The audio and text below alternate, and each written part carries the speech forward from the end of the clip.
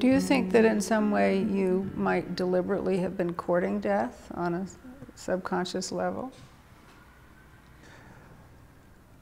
Not courting it, no, but perhaps trying to look it more in the eye, more often in the eye than I would have done when I was in my 40s, yes.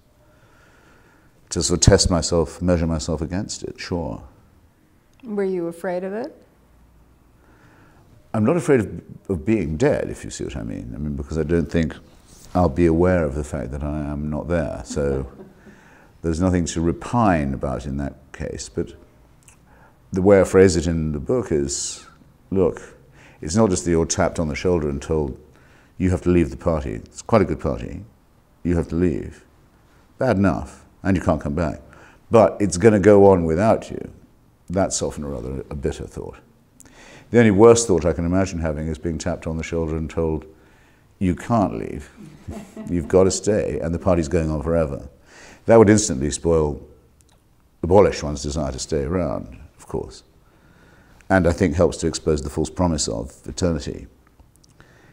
But yes, the thought that one day an edition of the newspaper will come out, and with any luck there will be something about me in it, but I won't be reading it.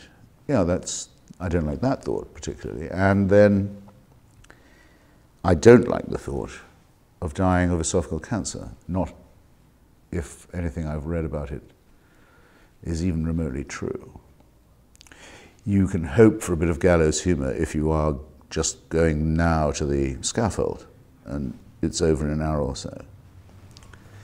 From now, you can hope. I'm not sure I would be very good at coming up with a gallant or witty expression at that point. I think my mouth might be too dry, but it's rather different to be told you've got to be tortured for 6 months or so before the executioner is done with you. I wonder if you've thought about your funeral, or do you, I mean, you know, you like to party, you've always had a good time. Have you decided what you want to do? I mean, have you... One of the things that Sigmund Freud says people like to do, but can't, is they try and picture their own funerals. It's a desire, I mean, everyone seems to have it and to have fantasized about it, but the fact of its impossibility doesn't stop people doing it. No, I haven't actually given that much thought, and I don't particularly care about memorial meetings or in what form I'd be corporeally disposed of. I'm leaving myself anything that's worth having can go to the medical community. I mean, maybe my corneas would be some use to someone, or even just the cadaver is useful for dissection. So nothing of that kind bothers me at all. And I have been very lucky in one way, if you call it lucky. I've read a lot about myself while I'm still alive, since it was announced that I was possibly mortally sick. Either in the public prints. I mean, there have been editorials about my being sick. Rather alarming to me that people would go to this trouble, and very flattering.